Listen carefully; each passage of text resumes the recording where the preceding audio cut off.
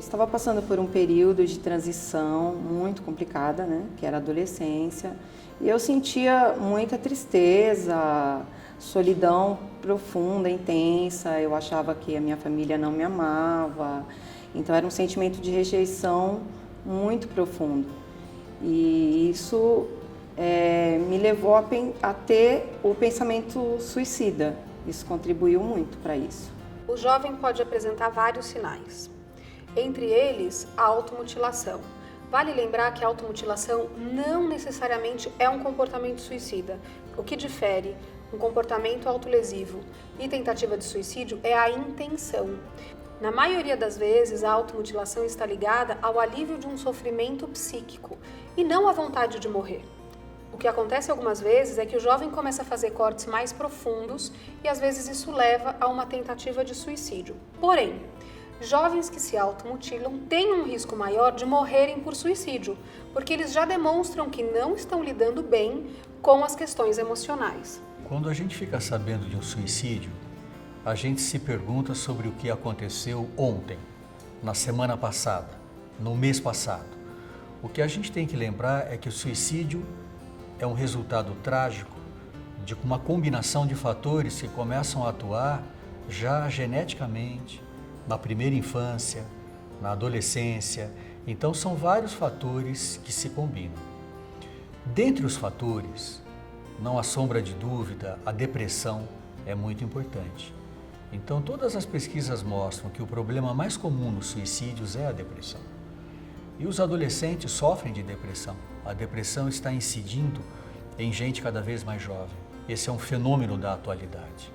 Então nós temos que estar mais atentos e reparar numa mudança de padrão de comportamento que se instala e permanece ao longo do tempo. Não é aquela atitude que muda numa tarde, numa manhã e depois o adolescente volta ao normal. É algo que muda e permanece ao longo do tempo. Além disso, uso de álcool ou drogas, se colocar em situações de risco, agressividade, impulsividade, mudanças bruscas de comportamento, estar passando por bullying ou cyberbullying, acreditar que a morte é uma saída viável, romantizar a morte. E se esse jovem também teve um suicídio próximo a ele ou o suicídio de alguém famoso, isso pode levar ao que a gente chama de contágio. Então, o fato dele ter ou alguém famoso ou alguém muito próximo que morreu por suicídio e ele já estar vulnerável pode ser um desencadeante para o jovem. Jovens que lidam com questões de orientação sexual também têm um risco aumentado, porque se a família que ele mora não aceita a sua orientação sexual, isso pode ser um fator de risco para o suicídio. Jovens que tenham distúrbios corporais ou que se sintam anormais corporalmente também têm maior risco. Adolescentes grávidas. Então eu estou falando de alguns sinais e alguns fatores de risco aí que a gente pode observar. As pessoas buscam, né? Nós buscamos atenção, nós buscamos algum entendimento, nós buscamos um acolhimento, nós buscamos carinho, nós buscamos um abraço, né? E quando a gente não consegue isso, e pelo contrário, quando a gente tem algum julgamento, quando a gente tem alguma chacota, alguma brincadeira, né, de mau gosto, isso mexe. E nessa relação, nessa troca, ou a gente estreita o laço ou a gente afasta, né, os laços.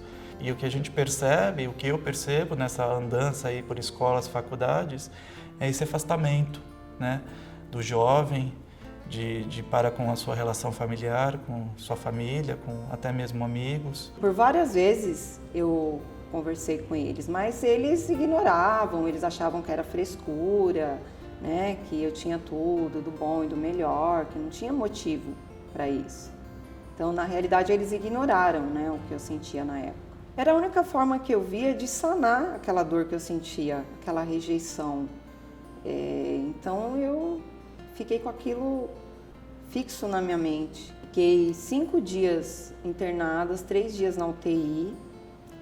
E quando eu saí da UTI, foram vários sentimentos, misturas de sentimentos, de renascimento com arrependimento.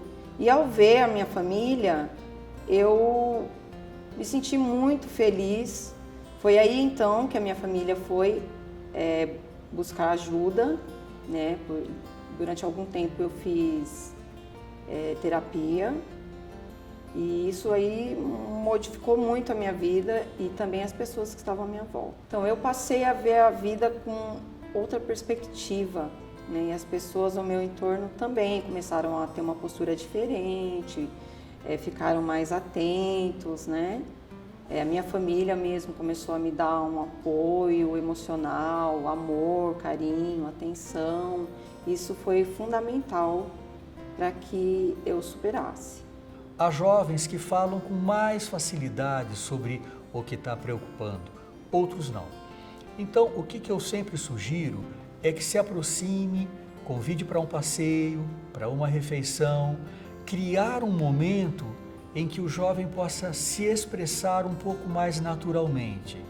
Não é o momento de ficar fazendo pergunta, conta para mim, o que você tem, fala, porque esse tipo de pergunta, ele só cria uma defesa ainda maior no jovem. Ele vai falar, nada, para com isso, não quero falar. Então, a sugestão que eu faço para os amigos, para o pai, para a mãe é, crie oportunidades de estar só e sem muitos outros estímulos, né? Sem música, sem buzinas, sem tela mostrando muita informação.